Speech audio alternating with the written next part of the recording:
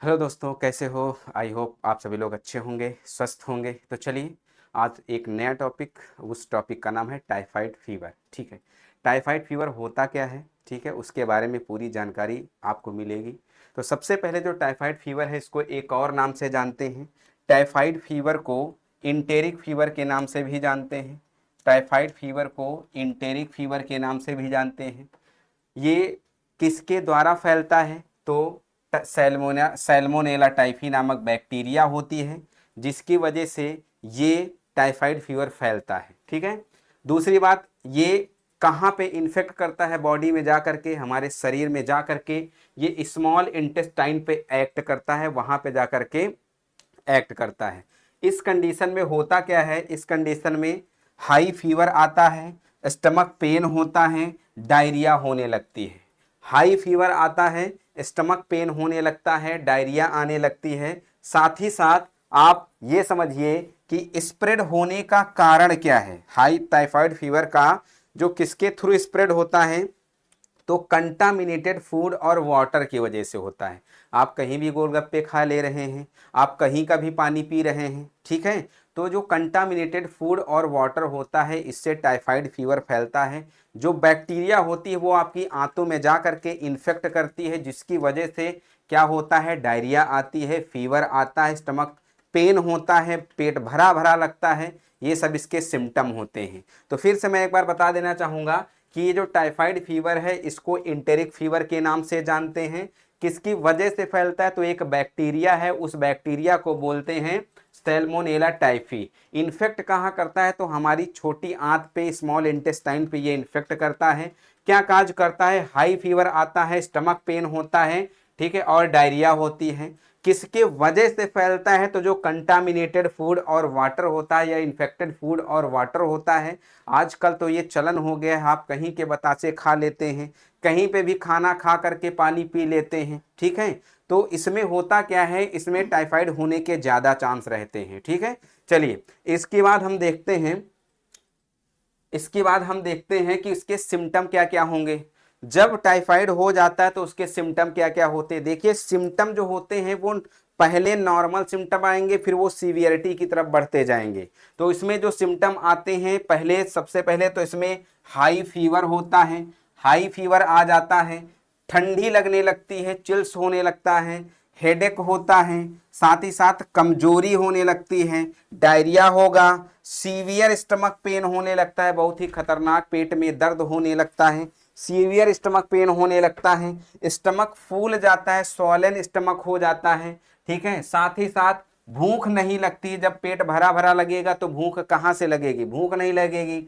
Mental status change हो जाता है, और कुछ ऐसी कंडीशन आ जाती है जो कॉम्प्लिकेटेड कंडीशन आती है, बॉडी पे रैसेस आने लगते हैं, सेप्सिस भी होने लगती है। ऐसी कंडीशन आ जाती है कि सेप्सिस भी होने लगती है अगर कॉम्प्लिकेशन बढ़ जाए तो।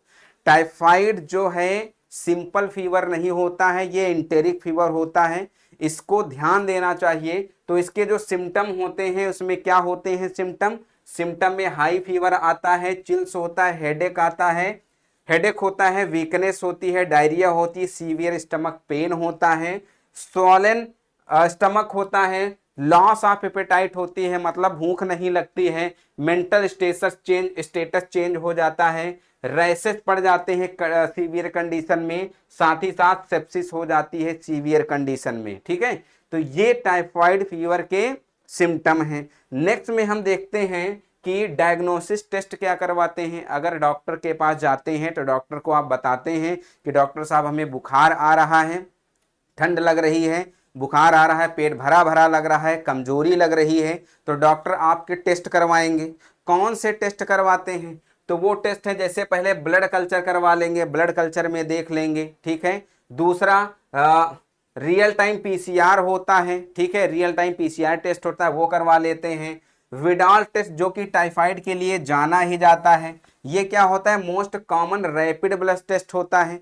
विडाल टेस्ट टाइफाइड फीवर के लिए माना ही जाता है। वो क्या होता है? मोस्ट कॉमन टेस्ट होता है, रैपिड टेस्ट होता है। इसमें पता चल जाता है कि सैल्मोनेला टाइफी जो बैक्टीरिया होती है, ठीक है, वो कितने लेवल तक इन्फेक्ट कर चुकी है। साथ ही साथ अगर सीवियरिटी बढ़ती है तो स्टूल कल्चर की भी जरूरत पड़ती है, ठीक है।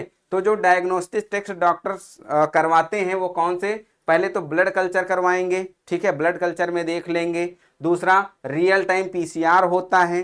तीसरा विडाल टेस्ट इसके लिए जाना ही जाता है। डायग्नोसिस जो टेस्ट होता है वो विडाल टेस्ट होता है, वो जाना ही जाता है कि टाइफाइड कितने लेवल तक पहुंच गया है। साथ ही साथ स्टूल कल्चर की बात कर लेंगे तो स्टूल कल्चर सीवियरिटी बढ़ने पर स्टूल कल्चर भी होता है। तो ये तो इसके डायग्नोस्टिक टेस्ट हो गए, कौन कौन से टेस्ट होते हैं। अगली बात प्रिवेंशन क्या होगा। अगर प्रिवेंशन की बात करेंगे तो कैसे इसको प्रिवेंट किया जाता है, तो इसके लिए वैक्सीन लगवाई जाती है। वैक्सीनेशन होता है किसके अगेंस्ट में, salmonella typhi to prevent high typhoid fever. Salmonella typhi के अगेंस्ट में क्या लगवाई जाती है, वैक्सीन लगवाई जाती है। ये वैक्सीन क्या करती है, इसके इन्फेक्शन को रोकने का काम करती है, ठीक है। तो ये क्या करती है, इसके इन्फेक्शन को रोकने का काम करती है। तो ये इसका प्रिवेंशन हो गया। तो कुल मिलाकर के आपने टाइफाइड फीवर में क्या समझा, क्या होता है टाइफाइड फीवर, सिम्टम क्या होते हैं, किसके कारण फैलता है, ठीक है, इंपॉर्टेंट है। अगर डॉक्टर के पास जाते हैं, क्योंकि ये बैक्टीरियल डिसीज है, तो बैक्टीरियल डिसीज में डॉक्टर कुछ एंटीबायोटिक्स देते हैं बॉडी को मेंटेन करने के लिए, वीकनेस को दूर करने के लिए, ठीक है, और इन्फेक्शन को दूर करने के लिए कुछ एंटीबायोटिक्स का इस्तेमाल करते हैं। वो एंटीबायोटिक्स हम यहाँ नहीं बता सकते हैं। तो आप लोग उम्मीद करते हैं कि टाइफाइड फीवर के बारे में कुछ जानकारी आप लोगों ने हासिल की होगी, ठीक है। वीडियो अच्छी लगी होगी तो इसको लाइक करना, शेयर करना और सब्सक्राइब करना। बने रहिए हमारे चैनल पर। Thank you so much.